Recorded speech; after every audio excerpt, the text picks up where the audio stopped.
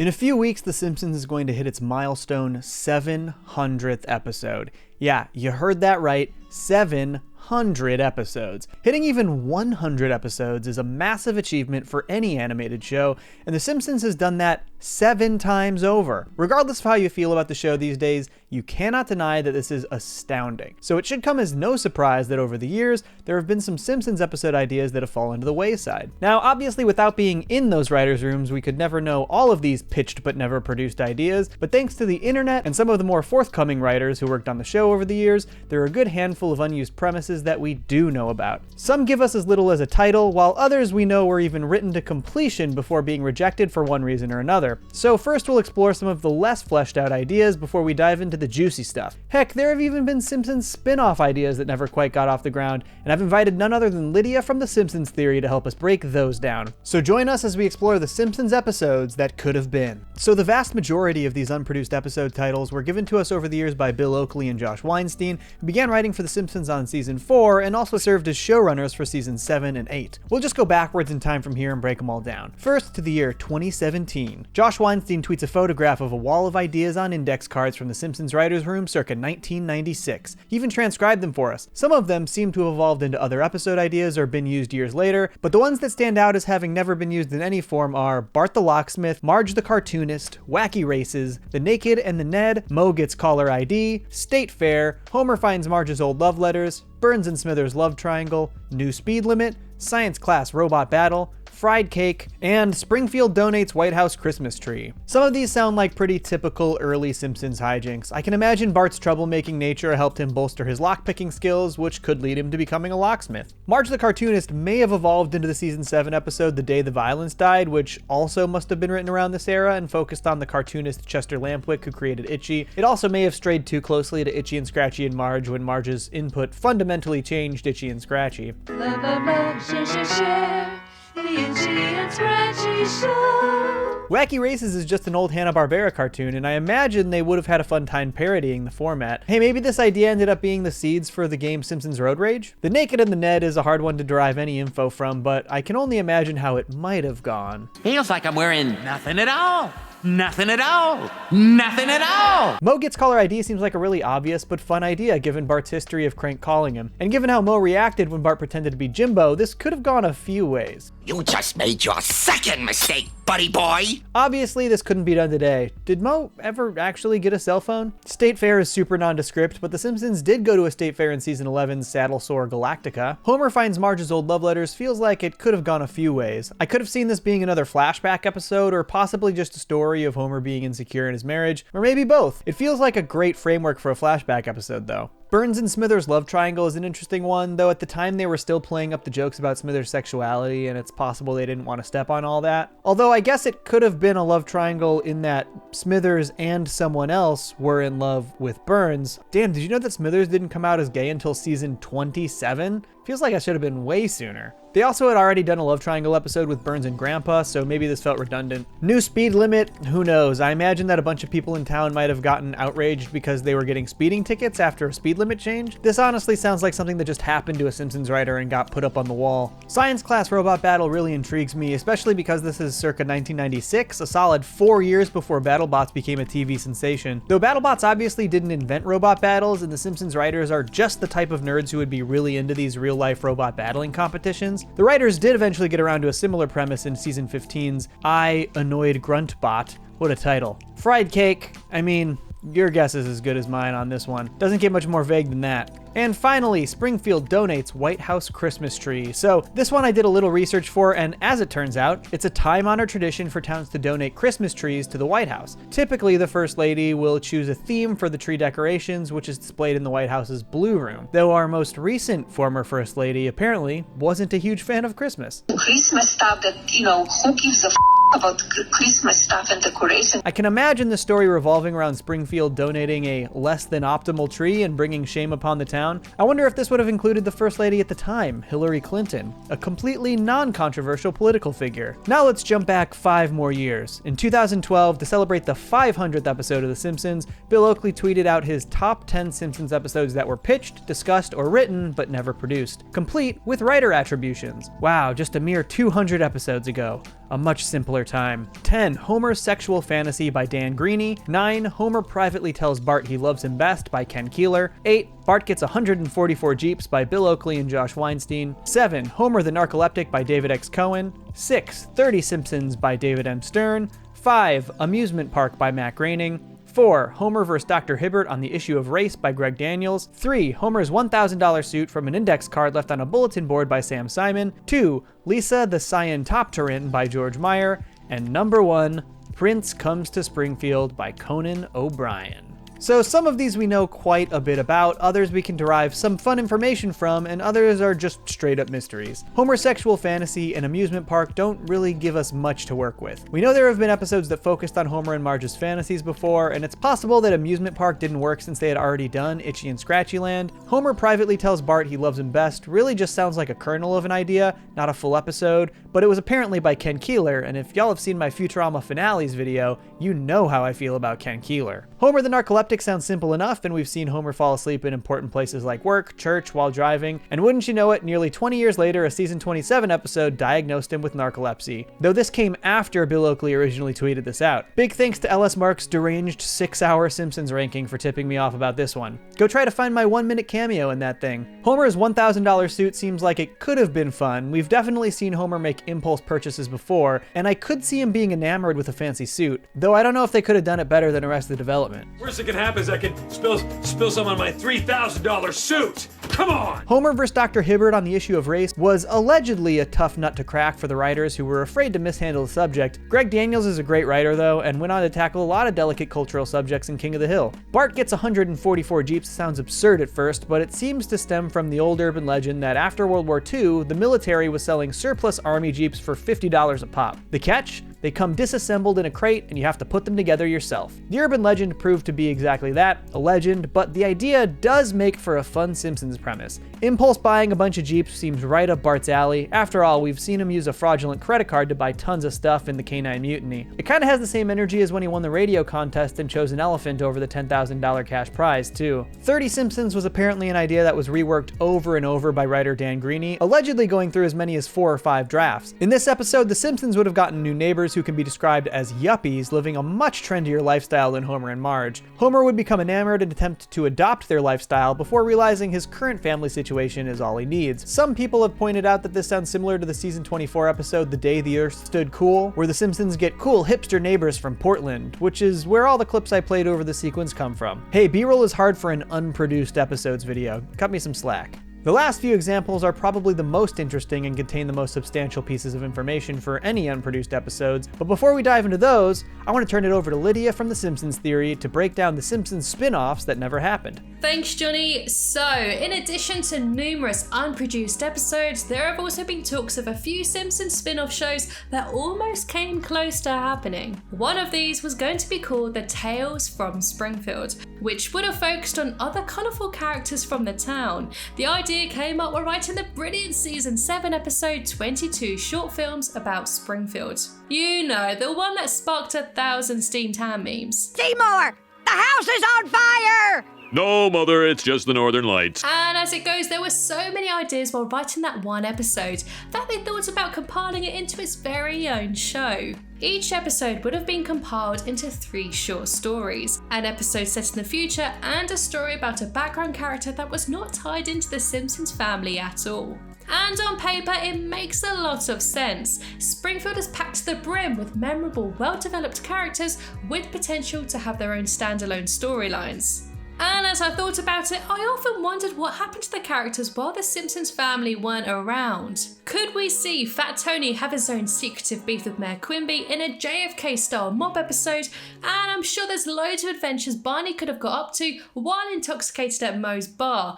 Because let's face it, that place looks like a good time. I think the possibilities and ideas for this particular show would have been endless. And it seems that Matt Groening may have had the same sentiment. The Simpsons creator explained that they didn't have enough manpower to create such a huge show. So that's one that got scrapped. Another proposed spin-off was going to focus on everyone's favourite TV clown, Krusty the Clown. The show was planned at the peak of The Simpsons' popularity in the 90s. Groening even went as far as writing the script. In the script, Krusty moves to LA to host his own talk show. And a running gag was that he was going to live on a house on stilts, and there were beavers at the bottom that were going to be gnawing through the stilts. A little random, but alright. However, the fact that it was meant to be live action caused several issues. The network pointed out just how expensive it would be to hire trained beavers, or even mechanical beavers. It seems that Groening was really committed to this gag. So contract negotiations ultimately stalled, and Groening moved on to develop Futurama, which I think we can all agree is probably for the best. And what if I was to tell you that Troy McClure was going to get his own movie? Yes, the hit star you may remember from the Planet of the Apes musical and Erotic Adventures of Hercules almost starred in his very own live-action movie. Phil Hartman, who voiced the character, said that he would love nothing more than to make the film and was even prepared to buy the rights himself in order to make it happen. And despite the show's staff eagerness to write the film, Groening said that the project never got further than enthusiasm, which I think is a real damn shame.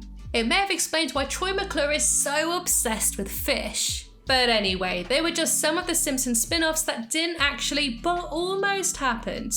But they didn't, they were cancelled. So over to you, Johnny. Thanks, Lydia. If y'all haven't yet, make sure to subscribe to The Simpsons Theory. It's a seriously great Simpsons-centric channel, and I promise you won't regret it. The last few unproduced Simpsons ideas are pretty big ones, and a couple we mentioned earlier in the Oakley tweets. All three are ideas I desperately want to see explored. Lisa the Scientopteran is one that's been talked about a couple times. Back in 2005, Weinstein and Oakley did a Q&A on the forums at nohomers.net. Dang, before the term AMA was even adopted. A simpler time. Here was something Oakley said about an unproduced Season 8 Simpsons episode. A hilarious and fully worked out story by George Meyer. I can't reveal the subject matter here, but we never went forward with it because of 1, legal ramifications, and 2, the fact that at least a couple of people on the staff/cast would have felt personally attacked by the episode, and we just didn't want to deal with the fallout. But it was hilarious, and George is the funniest writer to ever live. So while he didn't reveal this information here, he did reveal the title Lisa the Scientopteran in his 2012 tweets, and I think the implications are clear.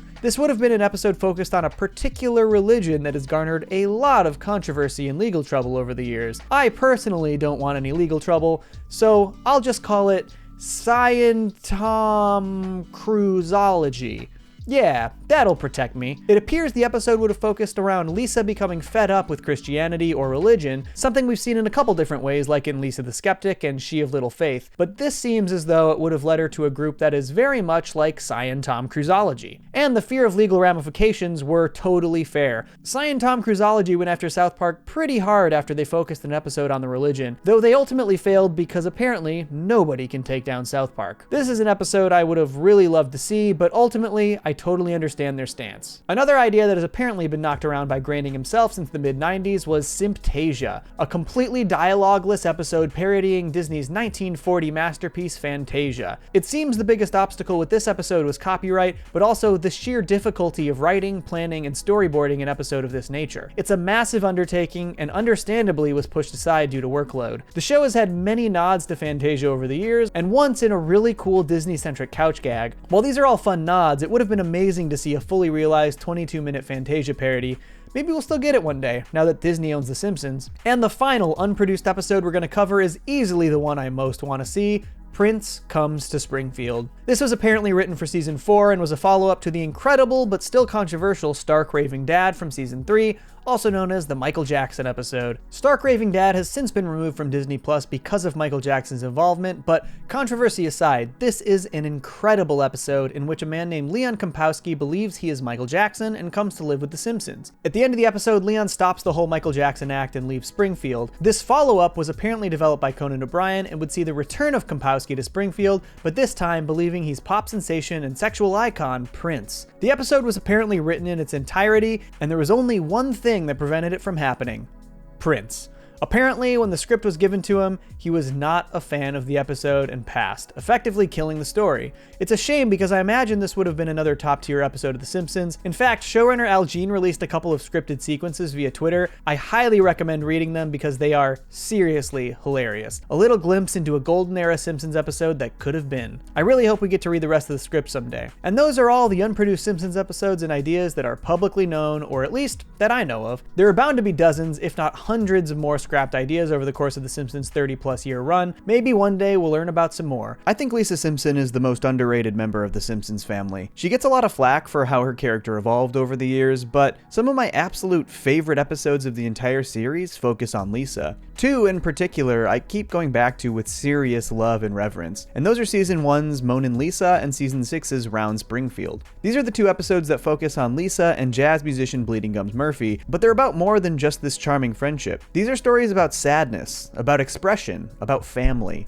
about loss, about support, and it's all told through a character who is generally overlooked within the show and by its audience. So let's show little Lisa the support she craved in these stories and explore two of The Simpsons' best and most existential episodes. The Simpsons duology seems to be the brainchild of Al Jean and Mike Reiss, who wrote Moanin Lisa together back in season 1. While they didn't pen the teleplay for season 6's Round Springfield, they do have story by credits, and though the episode is in season 6, a David Merkin run season, Al and Mike took the lead on this episode, even a couple years after their tenure as showrunners. I'm glad that they returned to oversee the sequel story as well. While the show's tone between seasons 1 and 6 changed drastically, the underlying themes remain consistent and pair together really nicely. Even to this day, with over 700 episodes in the can, Moanin Lisa starts out unlike any episode of The Simpsons I know of. The tone of the opening scene is very melancholy as Lisa stares hopelessly at her own reflection, and this is underscored really effectively by the music.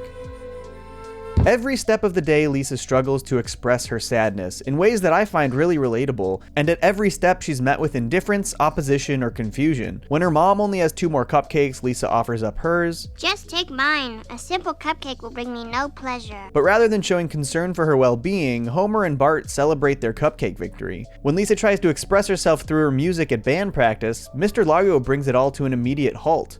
Lisa! Lisa Simpson! And when she's too sad to even play dodgeball, she's chastised for it. Too sad to play dodgeball? That's ridiculous. This is such a relatable portrayal of depression. Sometimes sadness can just overwhelm you so thoroughly that doing the bare minimum is a huge chore. Lisa can't even be bothered to move slightly as a barrage of dodgeballs hit her over and over again. That's just how life feels sometimes. Even at home, Lisa turns to music to express herself and is met with an angry Homer telling her to cut it out. All of the ways that Lisa tries to express her sadness are foiled in one way or another. Her family isn't understanding her and isn't allowing her the space to feel her feelings. So when Lisa hears the blues echoing in the distance, she does the only thing she can. You've gotta find that sound. I really love this sequence. Lisa and Bleeding Gums Murphy bond over their troubles and sadness, and they jam together. Lisa is finally able to express herself, and through song we learn that those things she seemed to brush off earlier in the day actually do get to her. And this morning my own mother, she gave my last cupcake away. But though she is able to actually vent and express her sadness fully now, this isn't actually the root of the problem here, and Lisa says as much. You know, you play pretty well for someone with no real problems. Yeah, but I don't feel any better. And of course, Lisa is swiftly plucked out of the situation by a concerned Marge. The last act of the episode is key to understanding the grief that Lisa feels, and I'm not sure if it was something she fully understood herself. The family tries to cheer Lisa up in their own way. Bart Crank calls Moe, hoping to get a laugh out of Lisa, but the problem here is that the family is continually trying to fix the problem. They're trying to pave over Lisa's sadness with something new to distract her, without actually addressing the underlying issue. They're still not allowing her that space to feel her feelings. Earlier in the episode, we're shown a flashback dream sequence in which Marge is basically told by her mother to smile no matter what, even if she's sad. Because people know how good a mommy you have by the size of your smile. And then before band practice, Marge does the exact same thing to Lisa. She wants Lisa to cover up her true feelings and pretend everything is okay. But Marge immediately sees how people will take advantage of her daughter if she isn't willing to speak her truth. The kids want her to do their homework for them, and Mr. Largo specifically states that he wants to stifle her creativity so that she can fall in line. And rightfully, Marge sees the error of her ways. She grabs Lisa and she apologizes. She says she was wrong. You want to be sad, honey? Be sad. We'll write it out with you.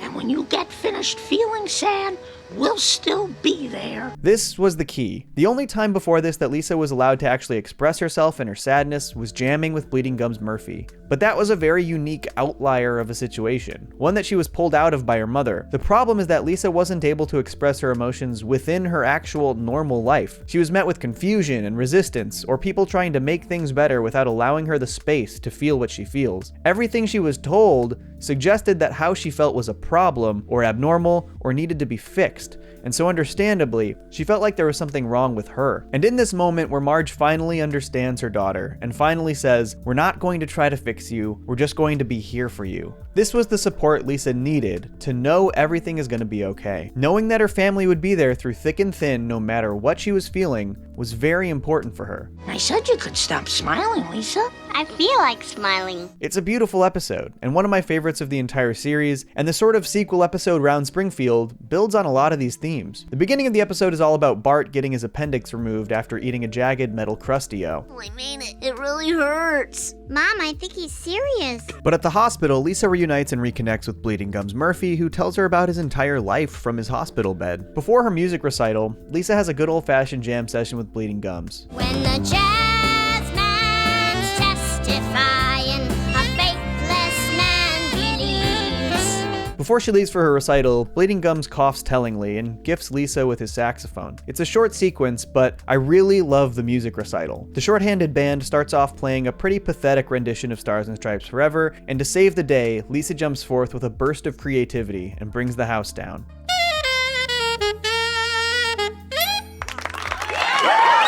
What I love most about this is that this is exactly the thing she was chastised for back in Moaning Lisa, when her creativity was stifled by Mr. Largo. But here is proof that Lisa's expression through her music is not only healthy, but great. And the heights of her success are unfortunately short-lived, because Lisa then learns that Bleeding Gums died in the hospital that evening. And so here we are once again with Lisa struggling to know how to express her grief and what to do with her sadness, just like in Moaning Lisa. And unfortunately, Homer didn't really learn much of a lesson after that episode. It's like the time that your cat Snowball got run over. Uh-huh. All we have to do is go down to the pound and get a new jazz man. Oh, Dad!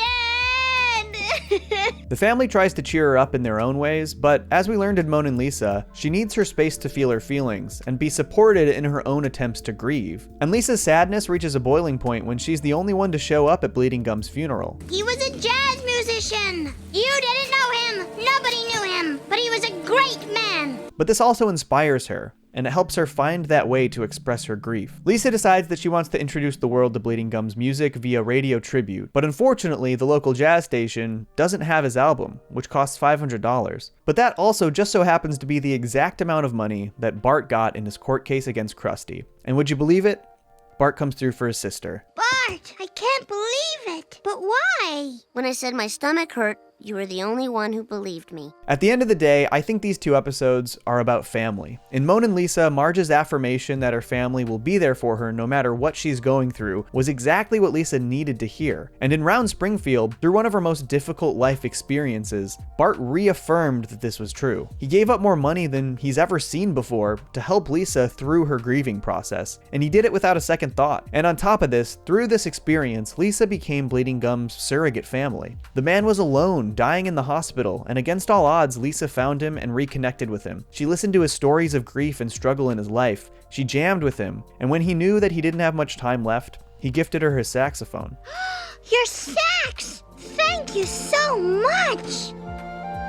She was even the only person to show up at his funeral. Lisa was Bleeding Gums' family, and she showed him the kind of support that a family can provide. And through a miracle of nature, Bleeding Gums' music was broadcast all across Springfield, spreading that love and support through every household. And in one of my favorite endings of any Simpsons episode, Lisa and Bleeding Gums have one last magical jam session. Because when the jazz man's testifying, the faithless man believes.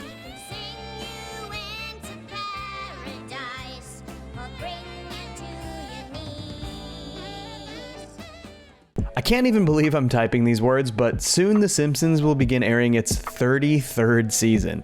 That is bonkers. And obviously over these 33 seasons, the show has introduced countless characters, many of which have been brought back time and time again. But one of my favorite guest characters only appeared twice, and within the show's first 3 seasons no less. Herb Powell, Homer's long-lost half-brother, played by Danny DeVito, was introduced in season 2's Oh Brother Where Art Thou, and the following season he was brought back in Brother Can You Spare Two Dimes, both of which are excellent episodes. But I always wondered why they never bothered to bring Herb back after using him twice within the first 60 episodes of the entire show. Homer's relationship with his half-brother was interesting, complicated, and heartwarming, and it never felt like they had fully explored the story possibilities with the character. I decided to go back and watch these 2 classic episodes and explore Herb and Homer's relationship a little more thoroughly, so join me as we take a look into the loving but resentful connection between Herb and Homer. Herb and Homer's relationship is an interesting one. In season 2's Oh Brother Where Art Thou, Homer learns that he has an older half-brother who was given up for adoption about a year before Homer was born. So of course Homer tracks down Herb and tries to reconnect with the only sibling he has. Well, at least the only sibling that he had at that point. But I really like the way they built this up. Homer was so excited to find his brother. I'm your baby brother, Homer! And Herb reciprocated this excitement. I love the moment where they meet for the first time. You look just like... Except you got a little more. And a little less. Now, unfortunately, due to the remainder of this episode, Homer and Herb's love for each other is short-lived. The entire episode revolves around Herb putting Homer in charge of an expensive new car at his automotive company. Herb believes that Homer is his ticket to understanding the typical American, and that Homer will know exactly what kind of car the general public would want. Of course, when the car is eventually unveiled, it's an absolute disaster, ruining Herb's company and completely eliminating his wealth and success. And because of this, Herb absolutely despises Homer. It is the most genuine of resentment. As far as I'm concerned, I have no brother. Now, for years I felt like I really understood this. Of course Herb was mad. Homer made profoundly dumb decisions and ruined his company. But watching through it this time, something really stood out to me. This incident was 100% on Herb. Herb literally had every opportunity to avoid this disaster. Over and over again, his top advisors tried to warn him that Homer was making dangerous decisions, but Herb was so caught up in the whirlwind of forging a meaningful bond with his new brother that he ignored all of them. You're gonna hang up, call me back, and say the exact opposite of everything you just said. Goodbye. Herb didn't even look at the car before he unveiled it for the entire world. That is a genuinely horrible business decision. In the end, Herb uses Homer as a scapegoat. Yes, Homer made all of the poor decisions specifically when designing this car, but Herb made the decisions that led to his company's failure. Homer should have never been put in that position in the first place, and he was placed there by Herb himself.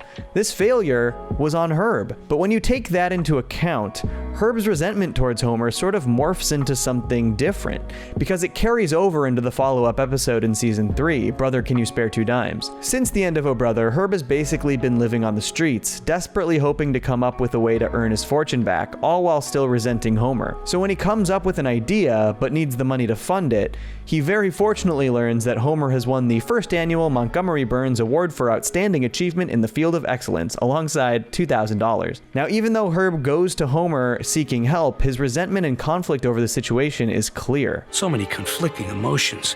How to express them? Herb?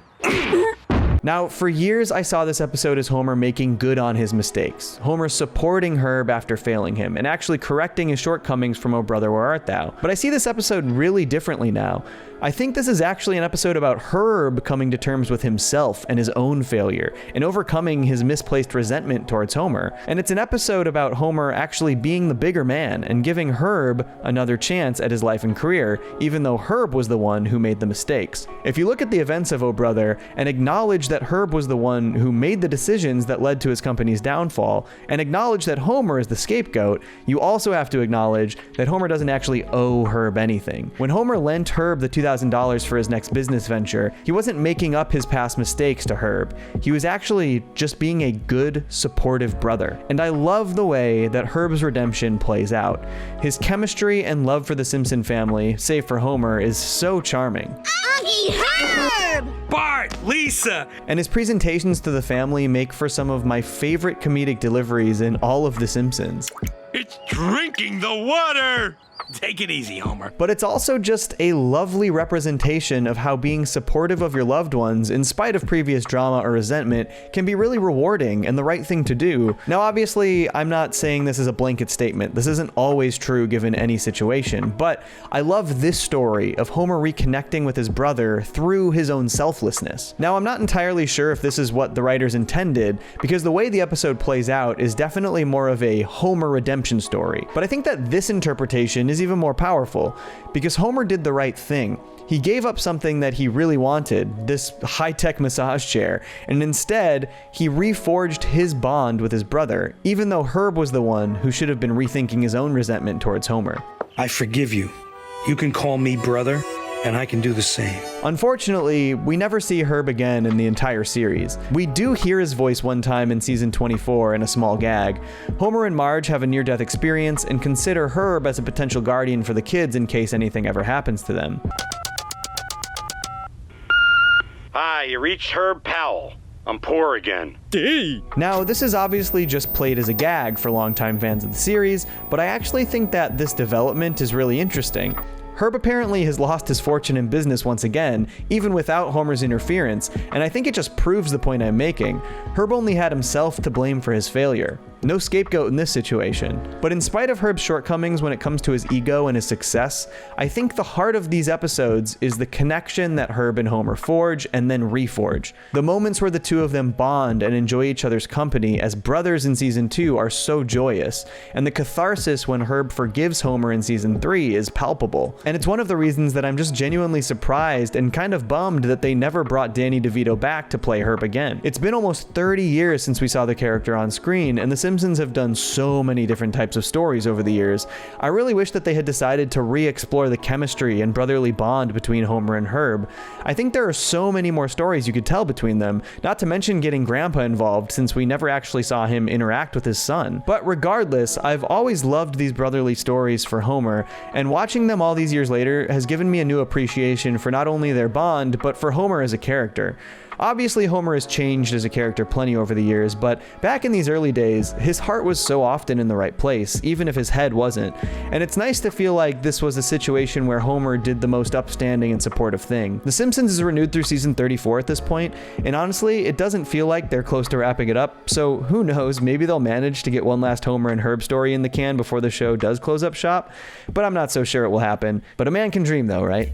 For nearly as long as The Simpsons has existed, they've put a microscope on family dynamics, the good and the bad. But the dynamic that I find the most compelling, challenging, and ultimately heartwarming is the sibling bond/rivalry between Bart and Lisa Simpson. The show not only does a great job showcasing the kinds of conflicts that siblings face growing up, but also illustrating that beneath these conflicts is a genuine love and care for one another. In fact, Bart and Lisa's friendship might be my favorite relationship in the entire series, and so many of my favorite episodes and moments focus on what makes that bond special. So let's take a deep dive into TV's best brother and sister, Bart and Lisa. Obviously, The Simpsons has been on for over 30 years now. In fact, the 33rd season just premiered, which is kind of wild to think about. And over these 30 plus years, they've continued to bring Bart and Lisa's connection and rivalries to the forefront of the show. That being said, while I have seen a lot of Simpsons over the years, I'm most intimately familiar with the earliest seasons. So this video is likely going to focus in on the first 8 or so seasons. But if you have any other recommendations for great Bart and Lisa episodes that come later in the series,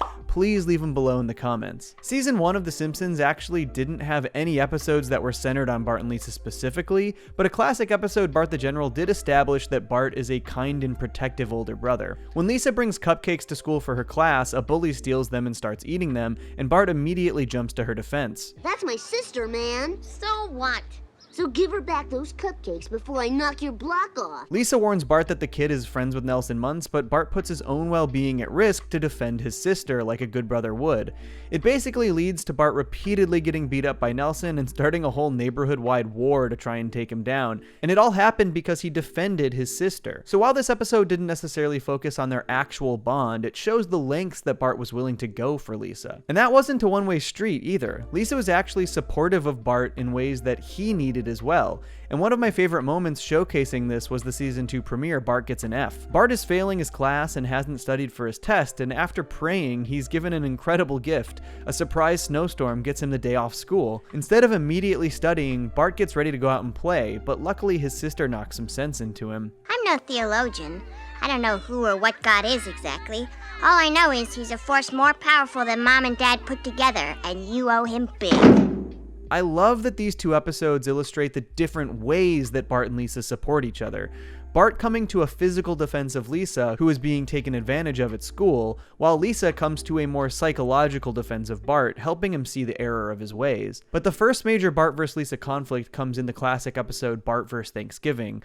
Lisa spends hours working on a beautiful and intricate centerpiece for the dining room table, but when Bart tries to replace it with the turkey, he flings it into the fireplace and destroys it, devastating Lisa. This was the first time we really saw a major conflict between the two of them, something that truly hurt the other's feelings in a significant way. But as Lisa exclaims, Bart doesn't even seem to care. Bart ends up running away from home because he doesn't think he did anything wrong and goes out on his own adventure across Springfield, leading to the family being incredibly concerned about his well-being. And I think one of the sweetest things about this is that even though Bart is in the wrong, Lisa is still so worried about her brother. I miss him so much already that I don't know. Bart and Lisa end up having a heart-to-heart on the roof, and Lisa tries to understand why Bart did what he did, which leads to Bart having a breakthrough. I'm not gonna find anything. Just because I wrecked something she worked really hard on and I made her Uh-oh. It's a really touching moment between brother and sister, one of my favorites in the show. I'm sorry, Lisa. Apology accepted. This is a great way to end this episode in conflict, and I think the writers recognized how emotionally affecting it could be, because almost every season after this had a great Bart and Lisa episode or moment. One of these is possibly my all-time favorite episode, Stark Raving Dad, which is stupidly the only episode in the entire Simpsons catalog that cannot be found on Disney+. The episode opens with Lisa begging her brother for one thing, to remember her birthday and get her a gift. A lot happens to set this one up. Homer is sent to a mental institution, and when he's released, he brings his roommate with him, a large white man who thinks he's Michael Jackson. Through all of the excitement surrounding Michael Jackson coming to Springfield, Bart forgets Lisa's birthday entirely, leaving her sad and alone. And she is really, truly angry too. She writes a really upset journal entry about it, something we used to see her do a lot. But Michael helps Bart find his feelings for his sister, and it's really sweet. What I love most about this sequence is that Bart absolutely does not believe that this man is Michael Jackson, and is even angry about it, but he still accepts his help, and he does his best to make it up to his sister. Look, boy, either Michael Jackson is some guy working in a recording studio in LA, or he's here with you willing to work on this song. It's your choice. Honestly, the song that Bart and Michael write for Lisa is one of my favorite things to ever come out of television. This song constantly gets stuck in my head, and it's so sweet. You gave me the gift of a little sister, and I'm proud of you today. In the words of my friend Tunerific Tariq, this episode is annoyingly good.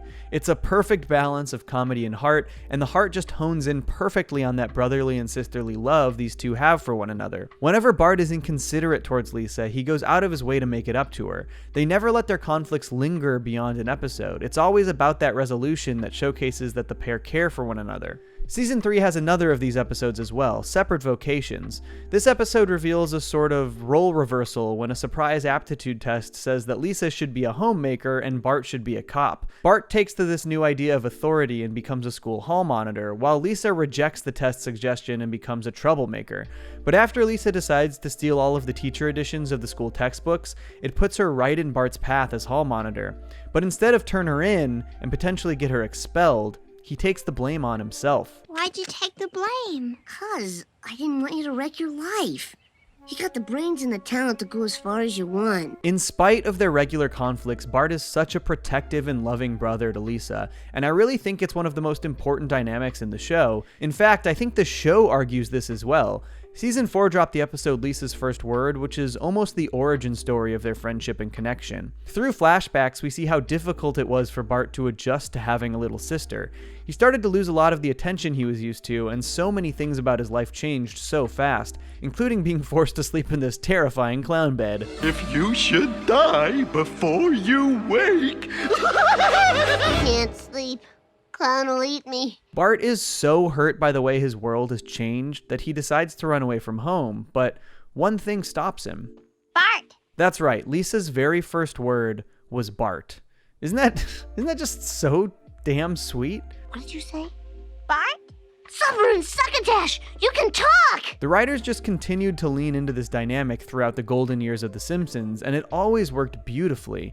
Lisa on Ice is another particularly great Bart and Lisa episode. When Lisa is revealed to be a natural hockey goalie, she steals the spotlight from Bart, and this all comes to a head when their hockey teams face off against one another, and it all comes down to Bart taking a potential game-winning penalty shot against Lisa at the end of the game. But instead of continuing their rivalry, the two think about all of the times that they were there for one another in their lives in an adorable montage. They take off their pads, and they just hug. Ugh, you love to see it. I previously did a video on Moanin, Lisa, and Round Springfield, two of my favorite episodes in the series, but Round Springfield also features another great example of how Bart and Lisa support each other. When Bart eats a jagged metal Krusty-O, he's sent to the hospital to have his appendix removed, but when he complains about the pain, the only person who believes him is Lisa. Mom, I think he's serious. Kids are so naive. When at the hospital, Lisa runs into her old friend Bleeding Gums Murphy, and they reconnect. Unfortunately, shortly after this, he dies, devastating Lisa, who does her best to try and honor his memory. She desperately tries to get his album for the local jazz station to play, but it costs $500, which is, lucky for Lisa, the exact amount that Bart got in a settlement for the jagged metal Krusty-O. And instead of spending the money he got for his pain and suffering on himself, he spends it on his sister. But why? When I said my stomach hurt, you were the only one who believed me. Bart is a 10-year-old kid, and he chose to spend the most money he's ever seen in his life on his sad little sister. What a guy. And this sort of comes back around in the following season when Lisa does something similar for Bart. In Bart Sells His Soul, Bart does exactly what the title suggests. He sells his soul to Milhouse. And when he stops enjoying and appreciating the things about the world that he used to love, he becomes concerned that he might have been mistaken about this whole soul thing. He desperately tries to get his soul back from Milhouse, who sells it to Comic Book Guy, who sells it to someone else. Bart praying for his soul to return to him is one of the saddest scenes in The Simpsons. His desperation is just so palpable. I'm afraid some weirdos got my soul and I don't know what they're doing to it. But Lisa is Bart's savior in this one. She bought his soul from Comic Book Guy with the money in her piggy bank. She spent all the money she had to get Bart's soul back for him, reciprocating what Bart did for her in Round Springfield. Oh, please. Thank you. Happy to do it. There are a ton of episodes of The Simpsons after Season 8 that I do love. I have major nostalgia for the Scully era, but many people consider Seasons 1 through 8 to be the golden era of the series. And fittingly, this era actually ends with a major Bart and Lisa episode, and it once again features some of the most heartwarming moments between them. The Secret War of Lisa Simpson is the finale of Season 8. When Bart is sent to military school for his bad behavior, Lisa decides to take on the challenge and join him. Of course, being the only girl, she's chastised and treated horribly by the other cadets, and Bart can't publicly defend her in fear of also being chastised. But Bart still goes far out of his way to support his sister and encourage her that she does belong there and that she is capable of completing the school. He even helps her late at night to practice the dangerous obstacle course that all cadets have to complete in order to graduate. But the best moment is when she's actually trying to complete this course, and she doesn't think she can make it across the rope. The entire school is chanting for her to drop off of the rope, and instead of joining them, Bart shouts out encouragement and support. Come on, I know you can do it! Just get your hands back on the rope! And sure enough, with his love and encouragement, Lisa makes it across the rope and graduates from school. It's one of my all-time favorite Bart and Lisa moments as a capper to the strongest run in television history. Bart and Lisa's friendship is truly one of the best things about The Simpsons, and the writers were able to capture the nuances of both their sibling frustrations and love and support they felt for one another. I think it's one of the most important dynamics in the entire show, and it's created far too many of my favorite moments in The Simpsons. Like I said up top, if you have any other examples of great Bart and Lisa episodes that you think I should see, drop them in the comments. I know there are a few in the Scully era that I really enjoy, but there's plenty I haven't seen, and I'd love to make a good playlist of all of these episodes. episodes. In fact, I'll comment below with all the episodes that I focused on in this video as well. If you're a Simpsons fan, or even just a comedy geek, you know Conan O'Brien wrote for The Simpsons. In fact, despite only being on the series for a couple seasons, he's arguably the most famous Simpsons writer, largely in part to his successful late-night comedy career that came afterwards. Conan wrote some incredibly popular episodes, but The Simpsons has been on the air for 33 seasons now, and he was really only a staff member for 2 of them. Was Conan's impact on The Simpsons as monumental as his popularity suggests? Well, let's find out, because today we're going to deep dive into the history of Conan O'Brien's time on The Simpsons. Before The Simpsons, Conan had a pretty solid history of comedy writing. He ran the Harvard Lampoon when he was only a sophomore and had major dreams of writing for his favorite talk show, Late Night with David Letterman. Infamously, Conan submitted a writing packet for Letterman but was not hired, and instead went on to write for Saturday Night Live. Of course, the mind-blowing fallout from this development is that thanks to his time writing on SNL, Conan would end up replacing David Letterman as the talk show host of Late Night. But before that major milestone, Conan felt as though he was in a slump, and he gives credit to being hired on The Simpsons to helping him get out of that slump. And that is when The Simpsons saved my life. I got a job there. I started writing episodes about Springfield getting a monorail or Homer going to college.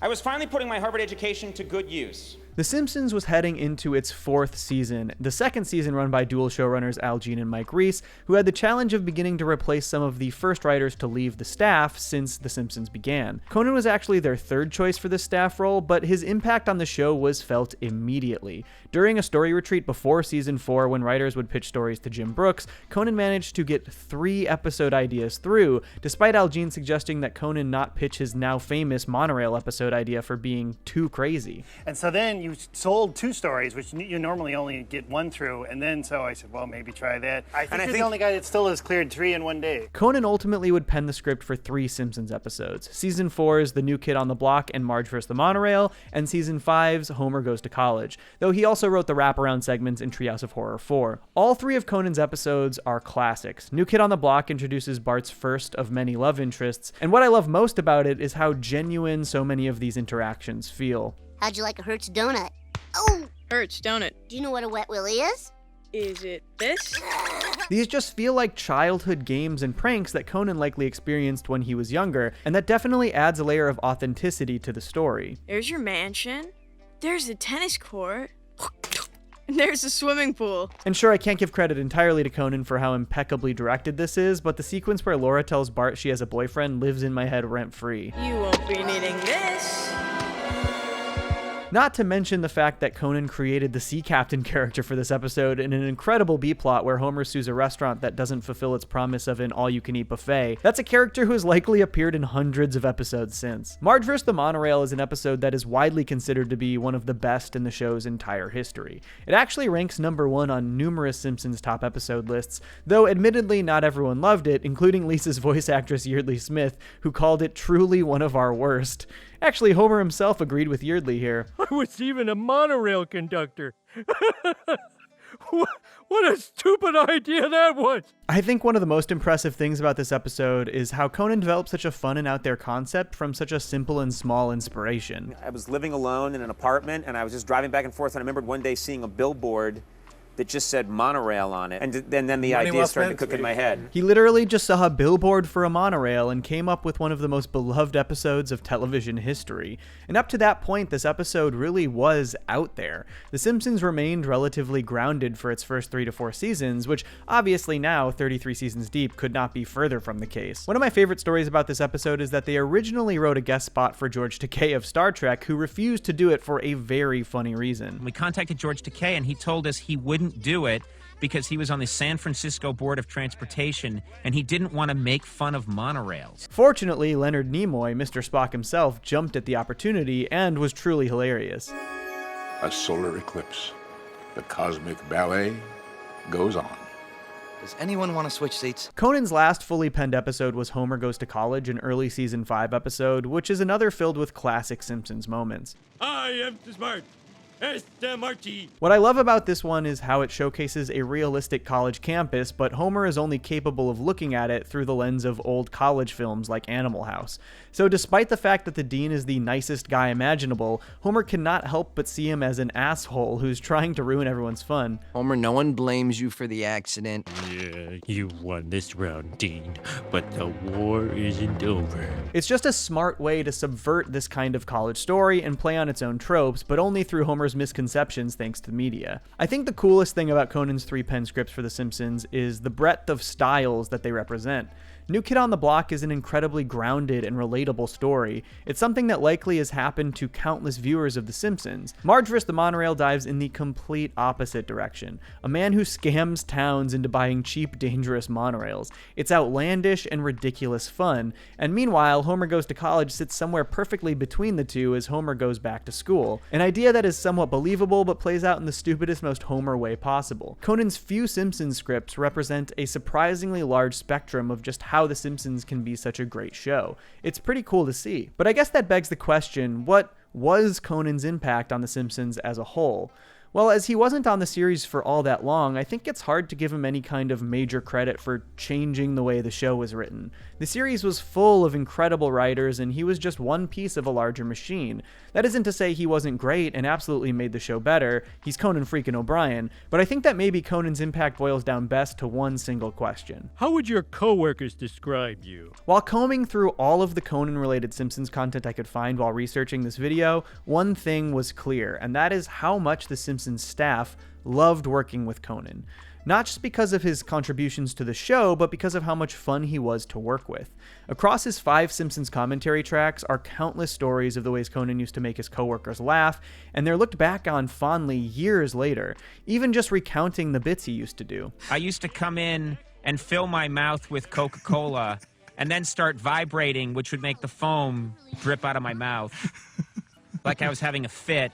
And you guys loved me and you'd call me in. I'd be downstairs writing an episode, you'd call me up and make me fill my mouth with Coca-Cola. Sometimes Conan's weird bits would even make it into the show. He talked about how he used to just say the gibberish words jub-jub over and over again in the writer's room until eventually they found a real use for it. I would just jub-jub. I would just mutter it, or someone said, "What should the iguana's name be?" And there was a pause in the room, and I just said, "Jub, jub." Across these commentaries, Conan just continued to crack up his former co-workers, and I think that speaks to how much fun he must have been to work with in a comedy setting.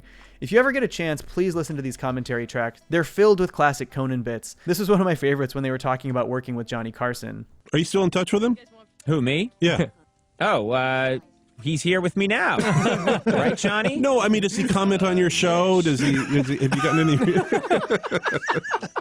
But in addition to Conan's comedic presence on The Simpsons, it sounds like he was also just a great co-worker. Former showrunner David Merkin, who ran seasons 5 and 6, expressed how important Conan was to the show as he restaffed for season 5. I was rebuilding the staff at that point, and Conan was my rock. He was the guy that had already been there. David Merkin seems to really admire Conan, which is cool to hear, as he might be my favorite showrunner The Simpsons ever had. Throughout these commentaries, he could not stop singing Conan's praises. What a terrific writer Conan was also coupled with what a nice guy he was and how supportive he was of everyone else as well. I find this really interesting because I think it just says a lot about Conan as a person, but also about the whiplash he must have felt when he got his job hosting Late Night. Conan got the news that he was going to be the next Late Night host while he was at a recording session for Homer Goes to College, and that very night, they introduced him on The Tonight Show. He was immediately thrust into the spotlight and immediately criticized. I have to admit, few people have ever heard of him before. Actually, I think this picture is going to be published on a milk carton. Anybody ever seen this guy before? Conan went from a popular and incredibly supportive workplace at The Simpsons to being a national figure who people largely believed didn't deserve the job. He was torn to shreds in the media, but I think it really speaks to how much the Simpsons staff knew and understood how talented Conan was. In fact, they actually wrote him into the episode Bart Gets Famous as Late Night's host before he was confirmed to have the job. That's how much they believed in him. This is one of my favorite anecdotes from Merkin that illustrates how big of Conan fans they were. The 100th episode party of The Simpsons happened the day of the premiere of your show. and I arranged for a satellite hookup, and we watched your very first episode of the Conan O'Brien Show. We watched the premiere live. And despite a rocky start in late night, Conan powered through to become one of the most celebrated to ever do the job. He's easily my all-time favorite late night talk show host, and has honestly had a profound impact on my comedic sensibilities and even the way I approach my YouTube channel. When I was in film school, at the height of my critical snobbery, Conan's final episode of The Tonight Show aired, and he gave a speech that would change the way I viewed media forever. And all I ask is one thing, and I'm asking this particularly of young people that watch. Please do not be cynical. Nobody in life gets exactly what they thought they were going to get. But if you work really hard and you're kind, amazing things will happen. This is actually something I've carried with me ever since. I do my best not to approach any of my videos or critiques from a cynical perspective. I think you're doing yourself a disservice if this is your default point of view. Being overtly negative and cynical for the sake of it is, in my opinion, lazy and unhelpful. Criticism is important, but it should be constructive. I think Conan's impact on The Simpsons is somehow both over and understated. His direct impact on the actual content of the show is absolutely real and should be talked about, but that's true for so many different writers of The Simpsons over the years. I think what stands out to me is his impact on those he's worked with and those he's performed for, on The Simpsons and throughout his career. I can't really understate how important his influence is to me in how I produce my videos and how I've built my audience. Because if you work really hard and you're kind, amazing things will happen. So the newest episode of The Simpsons, it's straight up insane. And I genuinely mean that in a good way. It is truly one of the most out there and wild episodes they have ever done in the show's history. But on top of that, the episode is sort of its own meta-commentary about the show itself, in conversation with its own fan base about their perceptions of the show. It's honestly, to me, one of the smartest episodes of The Simpsons in years, and I had an absolute blast watching it. But I also loved what it had to say about the state of The Simpsons and the way fans have treated the show dating back 3 decades now. And I think on top of all the fun references throughout, there is a ton to unpack about its commentary. So let's talk about it. So it's kind of crazy to say it, but we're in a little bit of a Simpsons renaissance. For the first time since I was a teenager, I am tuning into new episodes of The Simpsons pretty much on a weekly basis. I honestly never thought I'd do that again. And I will say up front, you shouldn't go into these new episodes expecting them to feel like a classic Simpsons romp.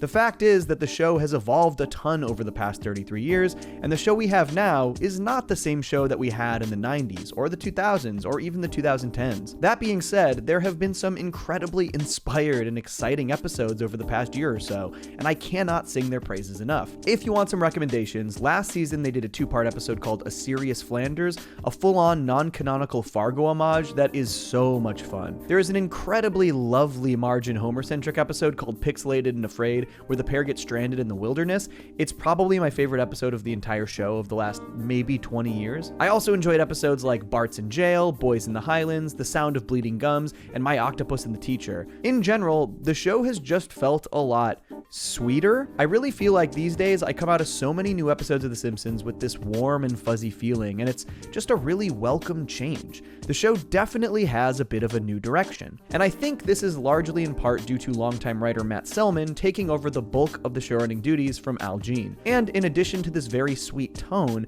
Selman has just shown a real dedication to shaking things up, a real willingness to experiment.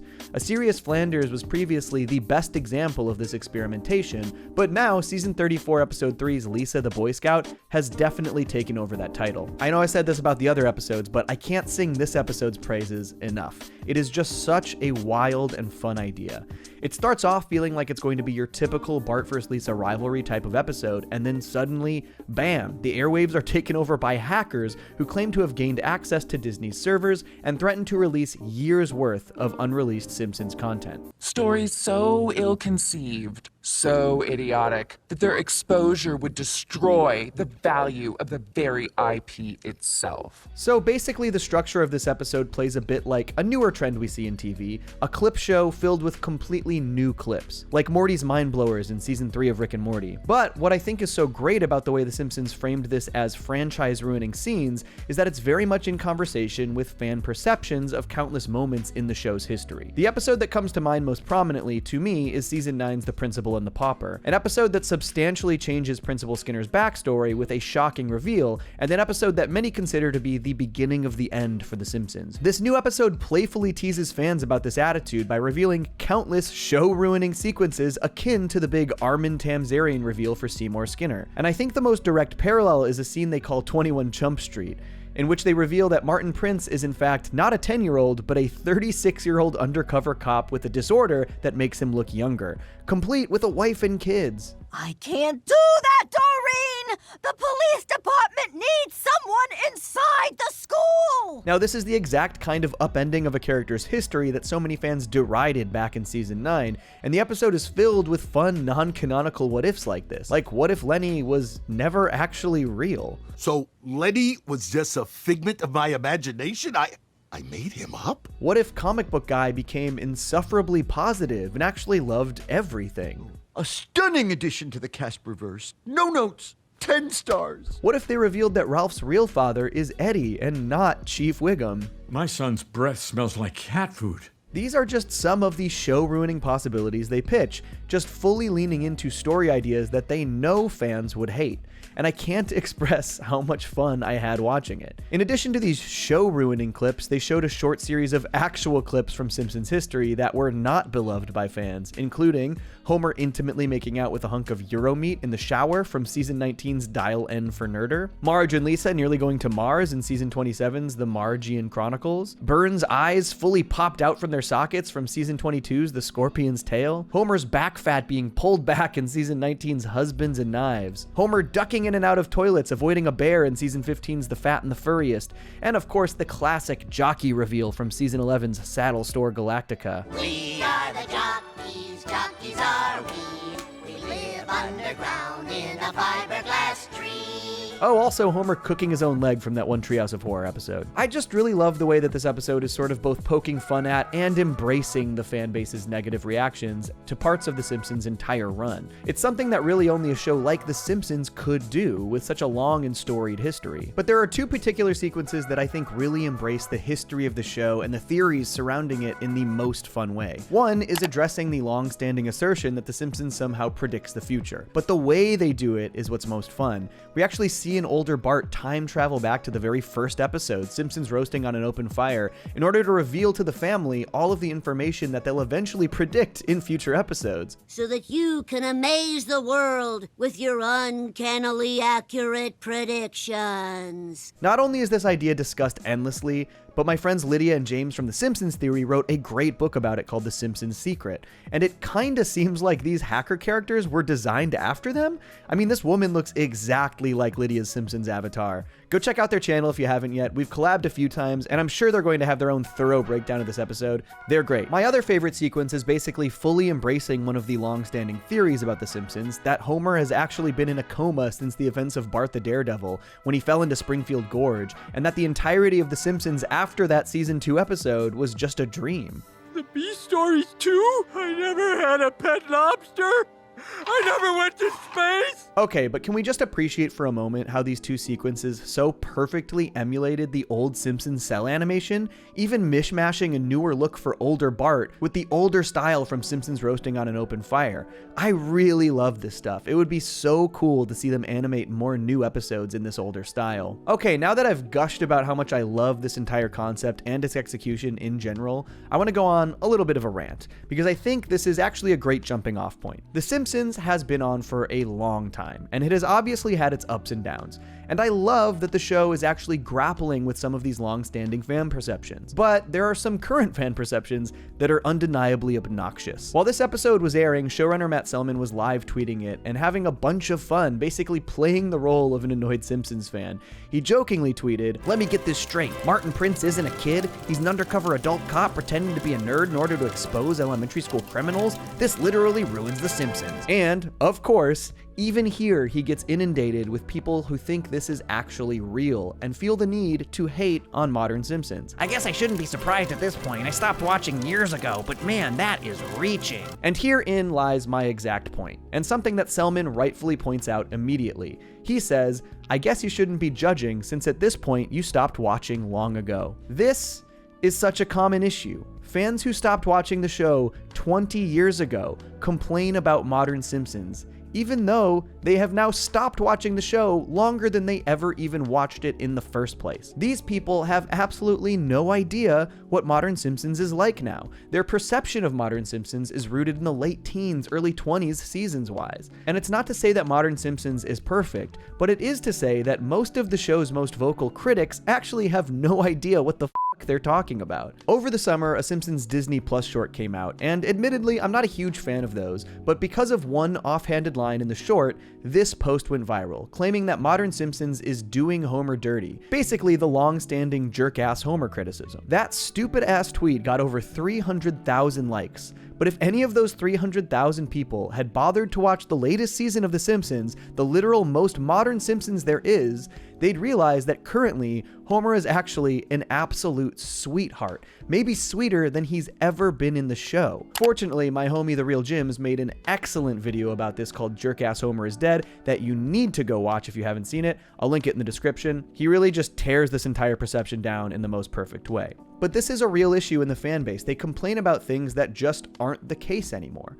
We have fans still complaining about the Principal and the Pauper nearly 25 years later, which is just so genuinely embarrassing, especially because it's actually a great, hilarious episode, and they've barely referenced its events canonically ever since. There are countless things in the show's history that have been contradicted canonically. The show has been on for over 700 episodes. They should have weird experimental episodes that try out their things. The Principal and the Pauper is one of the earliest examples of this. And this is also one of the things that is injecting new life into these latest couple seasons of The Simpsons. Trying out their things like this weird meta take on show-ruining moments, or an episode entirely surrounding Marge and Homer being stranded in the wilderness with no B-story, or a wild two-part homage to the Coen brothers and Fargo. Hell, this season we're actually going to be getting 2 Halloween episodes, including a full-length episode parodying Stephen King's It with Krusty as Pennywise. In fact, the upcoming It episode is even going to feature fan artwork of Krusty as Pennywise during the end credits, and this is just another example of the show really embracing the fan base as a whole, like they did with this entire concept of this episode. Last season's finale even featured a gorgeous couch gag from artist Spike R. Monster in the style of his fan comic Those Springfield Kids. I don't know how much longer The Simpsons will be able to run. I think it's very hard to imagine they'll make it another 10 years, but at this very moment, I really love what they're doing.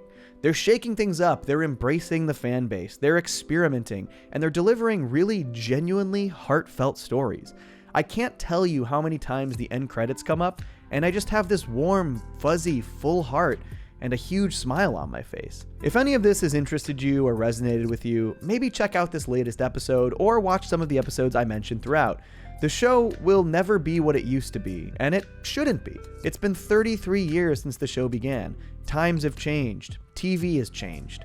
But that doesn't mean that The Simpsons can't still be something worthwhile. Obviously, The Simpsons and Futurama are 2 of the most popular cartoons in history, and Matt Groening's 2 biggest achievements. And as you might expect, when 2 similar things are popular, some people want those 2 things to cross over and be one thing for a little while. Well, The Simpsons and Futurama have actually done this on at least 2 major occasions, with The Simpsons Season 26 episode Simpsorama, as well as a 4-issue crossover comic book event called The Simpsons Futurama Infinitely Secret Crossover Crisis. Both of these events took their own approaches to combining these 2 universes, and each has their own sets of pros and cons. So in this video, I want to go over the long history of these 2 juggernauts referencing one another, and then compare and contrast Simpsorama and Crossover Crisis to determine which medium handled the merging of these universes the best.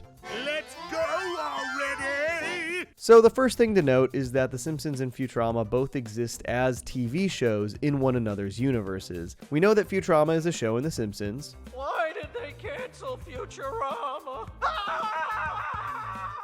And we know that The Simpsons is a show in Futurama. When are you gonna make a second Simpsons movie? So this means that over the course of their long histories, most references to one another have been as references to a fictional TV show within each respective universe. The Simpsons, having way more episodes, has obviously referenced Futurama many times. There are a handful of relatively major ones too. Bender has appeared numerous times over the show's history. In Missionary Impossible, the episode ends with a Fox telethon taking donations, and Bender is one of the representatives for the Fox series. In Bart vs. Lisa vs. the Third Grade, Bart hallucinates a bunch of TV characters, including Bender, also a very scary Pikachu. The episode Futurama features a quick Bender cameo, albeit with weirdly colored limbs. All right, you guys are my new best friends. You wish, loser. In Simprovised, they broadcast a segment of the episode live, and during this, Bender walks by with a sign that says, "Bring back Futurama again." And, hey, it worked. And Bender appears in or near the Simpsons basement multiple times after the episode Simpsorama for reasons which I will talk about later. Matt Groening appears at a comic book convention in My Big Fat Geek Wedding. Oh, the creator of Futurama! Mr. Groening, will you autograph my Bender doll? Homer has a couch gag with pneumatic tubes, and a yellow-skinned Fry pops in before being replaced with Bart. Fry makes a couple of other appearances with Leela, too. In Beware My Cheating Bart, during a zoom out from Springfield to space, they shoot right past Leela and Fry sitting on an asteroid. And in the most recent season, season 34, Fry and Leela appear as the background of Marge's biking instructor. Though I think my favorites are the quick cameos from Hypnotoad, one in the background of a presidential debate in 2056, and the other in the Guillermo del Toro directed couch gag for Treehouse of Horror 24. There are tons more references to Futurama, but most of them are much smaller. Uter even wore a Futurama shirt in Married to the Mob 3 entire months before Futurama premiered. I won't go through the rest of the smaller ones, but you can find them in compilation videos and in lists online. Futurama's list of Simpsons references is obviously much smaller. In the very first episode, Space Pilot 3000, Fry zooms past a differently colored Blinky here. Bender finds a pile of trashed Bart Simpson dolls and a big piece of garbage. Eat my shorts. Okay. Shorts. Homer and Bart appear as prizes in a Coney Island flashback in Mars University. The opening cartoon in Fry and the Slurm Factory is an old Tracy Ullman Simpsons short called Making Faces. In Tip of the Zoidberg, Fry contracts Simpsons jaundice, and that really is just the tip of the Zoidberg. These shows reference each other a lot, which makes sense. They share a creator and lots of writers and staff members, which came to a head in season 26's Simpsorama, which aired about a year after Futurama's latest series finale, which will soon no longer be its actual series finale. What a world. The episode is written by J. Stewart Burns, who wrote on both series, so he was a natural fit for the episode. But I've always felt that this episode felt a lot more like an extended Treehouse of Horror segment than like a regular episode of The Simpsons. And honestly, I think that's the best way to look at it. It doesn't really make sense given that we know The Simpsons and Futurama are both TV series in the opposites respective universes. So to canonically tie the future of Futurama to the present of The Simpsons gets a little messy. As it is a Simpsons episode, it begins in Springfield as Bart's class is putting items into their time capsule. Having forgotten something, Bart grabs the sandwich he brought for lunch, blows his nose in it before dropping it in the capsule. I always thought this was very gross, but I did get a kick out of this tag to the gag.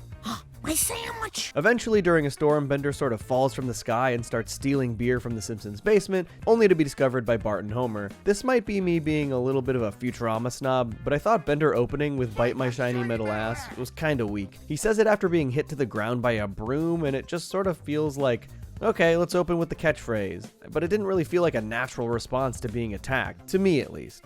But Bender and Homer become fast friends, which is a really fun sequence in the episode. Homer even brings him to Moe's and he hangs out with the entire gang. They have some really touching and funny moments together here too. I know you're a robot and incapable of emotion. It's true. He gets along with all of them. They go bowling together. They have a great time. Bender and Homer are a natural pairing. It makes sense that they get along so well, and they're really fun whenever they're on screen together. I also really enjoyed this little gag about how they look alike. A little lazy, if you ask me. It's an easy joke, but it's their first time hanging on screen together. I'm glad they acknowledged it. The first act ends with Professor Frink resetting Bender, helping him realize what his mission was all along, to kill Homer Simpson.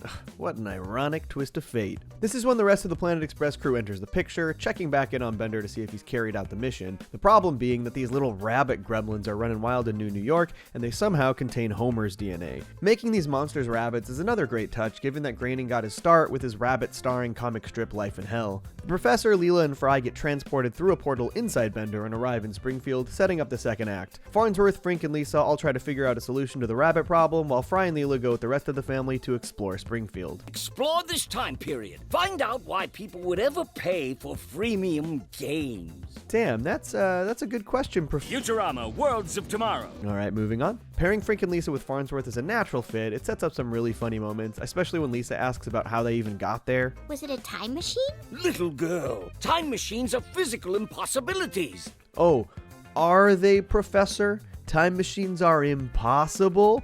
Really? Impossible, you say? How did Bender get here? With a time machine. All right, moving on. While I think this pairing worked well, it does feel like they didn't have quite enough for the rest of the gang to do in Springfield. There's a fun moment where Leela and Marge are anxious about accidentally mentioning each other's eye and hair, respectively. But other than that, they kind of just walk through Springfield back to the Simpsons' house. And of course, they have to kick us in the heart one last time by showing Fry walk past Seymour, which again, makes zero sense geographically, chronologically, regular logically. It's just a cheap jab in the heart. Eventually, they figure out the rabbit spawned from Bart's disgusting time capsule sandwich, mostly because they transform into these little gremlins that look exactly like Bart. The Planet Express crew and Simpsons get sucked back through Bender, and the final act is spent dealing with the gremlin problem in New York, while Bender takes Maggie to the horse track. And I did enjoy that brief scene. This was a great joke. Chief, it looks like a robot killing horses over there. Ah, 608. Can't you just let me enjoy my day off? I appreciate that the episode spends an act with the Futurama gang in Springfield and another act with the Simpsons in New York, but it does feel like they don't quite get to explore either location enough. It really seems like this should have been a two-parter or a double-length episode, kind of like the Simpsons Family Guy crossover, just to give enough time to really explore the possibilities of each location. It makes the resolution happen really fast, and while I do like the detail that Lisa helps corral the gremlins with a saxophone version of the holophoner, it doesn't feel like we spend enough time in the Futurama world. We don't really get to see the Simpsons' real reactions to that world, but I do think the ending kind of just makes it all worth it. After they return to Springfield, the only person who can't return to the future through Bender is obviously Bender, so he turns himself off and the Simpsons keep him in their basement. There's this lovely little moment where Homer pours beer into Bender's head and Bender thanks him, which I always saw as this sweet little send-off from the Simpsons to Futurama. Hey, we know your show's going into hibernation, but we'll make sure your corpse has a nice spot in the basement until it resurrects. And sure enough, we're just months away from the first new Futurama in 10 years.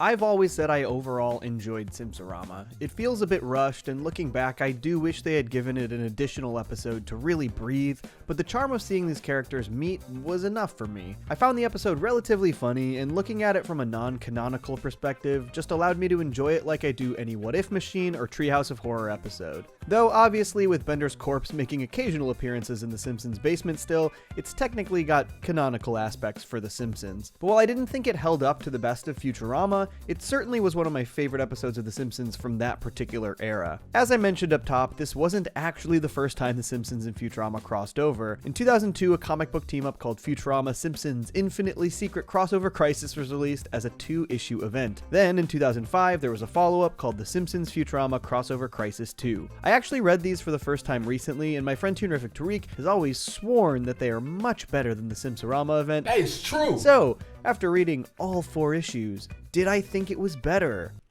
Yeah, in some ways, but definitely not in every way. On paper, the premise for Crossover Crisis is much stronger than for Simpsorama. Basically, the premise of the first event involves the Brain Spawn, who use their abilities to trap the Planet Express crew inside a Simpsons comic, just like we saw them do with books in The Day the Earth Stood Stupid. And like I said, I love this premise. It maintains the idea that the Simpsons are fictional in the Futurama universe, and it uses that previously established lore from The Day the Earth Stood Stupid to cross over the characters. It is fundamentally a stronger plot. This story is also very clearly commenting on comic books in general, particularly the collector's market. The premise involves the Brain Spawn sealing the Simpsons comic in liquid diamond to maintain its mint condition, trapping the Futurama characters inside. A funny idea that also sorta takes the piss out of graded comic book collecting, a form of collecting that prevents you from reading your comic at all. And Crossover Crisis does a mostly great job pairing up Futurama and Simpsons characters and giving them real time to interact, where Simpsorama mostly just gave us Bender/Homer and and Lisa / Farnsworth. Fry becomes Bart's substitute teacher, Lisa and Leela connect a bit, Nibbler hypnotizes Marge into thinking he's another cute baby. We even see some funny smaller pair-ups like Smithers and Hermes, Burns makes Zoidberg his personal doctor for some reason, and there's a quick little panel with Scruffy and Willie hanging out too. Weirdly enough, there are actually a few really specific things that both Crossover Crisis and Simpsorama did separately. Some are obvious, but some are super specific. Homer and Bender pairing up is obvious, but both the comic and the Simpsons episode have them really connect and bond at Moe's. Although Moe does kick Bender out in the Crossover Crisis, which is a funny juxtaposition with his attitude in Simpsorama. In both of them, Leela wears sunglasses to hide her eye, though I guess that was actually first seen in Roswell That Ends Well. The resolution to both the first Crossover Crisis event and Simpsorama involves Lisa tricking somebody with a holophoner,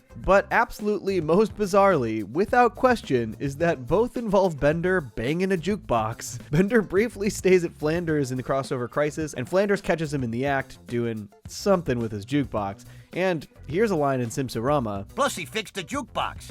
I think they had a thing going. Oh, baby, what you done to me?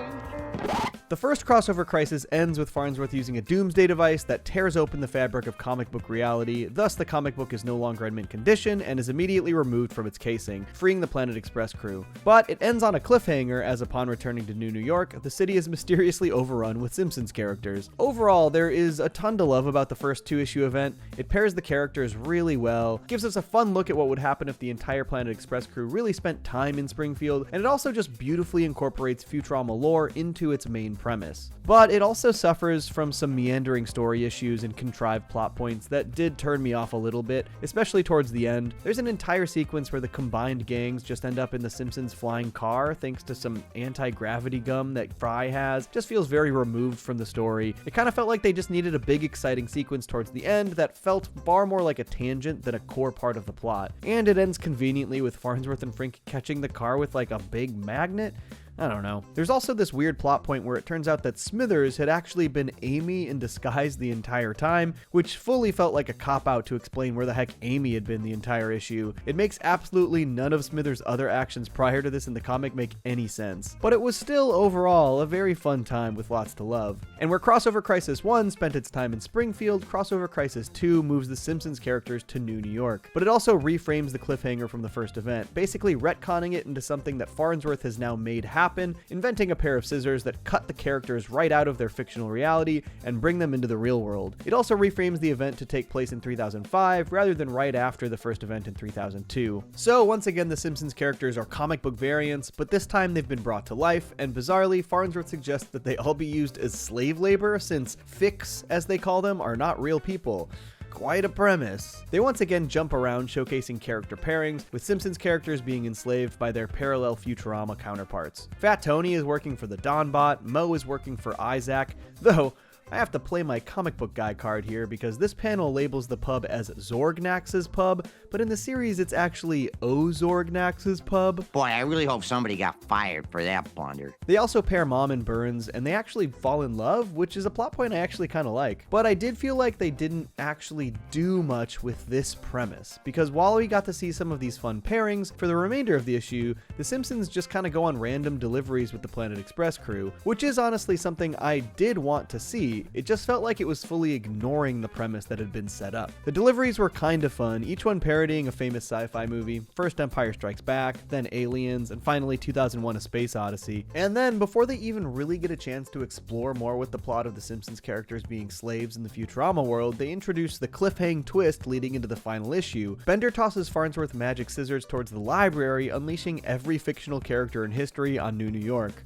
The final issue mostly revolves around the Simpsons and the Planet Express gang trying to figure out how to fight back against the fictional characters who have now taken over the city. And there are some very fun scenes and ideas, characters chased by the entire works of Stephen King, these kids from Hop on Pop hopping on Homer. It's so tragic the way they hopped on Pop. There's also a fun superhero gag where a gang of Marvel and DC superheroes show up, but mostly obscured by shadows for copyright protection. It ends with the Marvel and DC heroes fighting each other, not unlike the DC vs. Marvel crossover comic event from the 90s, 90s, a fun thing to allude to in this crossover comic event. And while I did feel like the Planet Express crew sort of disappeared for a bit too long in this final issue, there was a very fun resolution from The Simpsons. They used the What If machine to ask for a way to solve the problem, which leads to Bart finding a copy of the very first Simpsons comic in Fry's collection. He tosses the colossal Homer page into the vortex, unleashing giant Homer on New York and driving back all of the other fictional characters. This actually was the premise of the very first Simpsons comic book story, so that is a really fun way to incorporate the series' history into this comic. Interestingly, the end of this event doesn't actually see the Simpsons return to their comic. They go on a delivery with the Planet Express crew, and the issue ends on another cliffhanger setup showing that Mom saved some of Burns' DNA and is cloning him after he returned to the comic book. As far as I know, this cliffhanger has never been followed up. The Crossover Crisis 2 event does have some really fun stuff in it, though I would argue that it maybe suffers from straying a bit too far away from the premise of crossing over the Simpsons and Futurama. The entire second issue is primarily spent showing the Simpsons fight off a bunch of fictional characters. It just happens to take place in New York. It just ends up feeling quite a bit removed from the conceit of the crossover. But again, still tons of fun to be had and lots of quality moments between characters. The issue I had with Simpsorama not having enough time to explore the possibilities of the team-up is pretty firmly not the issue with Crossover Crisis. By having the first event set entirely in Springfield inside the comic book, and the second event set entirely in New York with the Simpsons characters invading, 2 full comic book issues were spent in each location. However, while I would say the first event mostly used its time in Springfield effectively, I think the second event may have squandered some of its time in New York. And while I don't necessarily count this against them, the comic book stories are,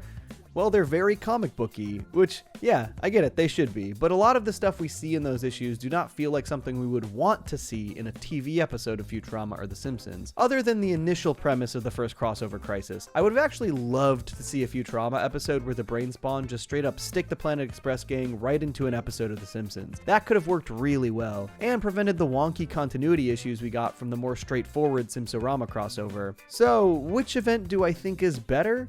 Well, honestly, I guess that just depends on what you're looking for. I still think Simpsorama delivers some really funny moments and some quality crossover time between the gangs, even if I think that they maybe could have used more time to really explore the premise properly and get the most out of it. Crossover Crisis spends way more time exploring the possibilities of these crossovers, but maybe strays too far from its premise with meandering comic booky plot lines. And you know, Simpsorama certainly has the advantage of actually being animated and having the casts of both series performing the characters. But overall, I think both Simpsorama and Crossover Crisis are very solid Simpsons x Futurama crossovers, each with their own pros and cons, and neither fully delivering on a perfect crossover experience. But who knows though, now with Futurama coming back, and all 3 of Groening's series about to be airing simultaneously, it's possible we could get one last crack at some kind of big, massive, giant crossover event. Oh, a man can dream though. A man can dream. All right, moving on. I stay mellow watching Johnny Two Cellos. He talks cartoons, he's a really cool fellow. He keeps you posted on adult cartoons. If that's what you're into, then grab a spoon and a very big bowl of your favorite cereal. Feels like Saturday morning cartoon material. Johnny Two Cellos, watch him on YouTube. Now enjoy this groove and bust a move.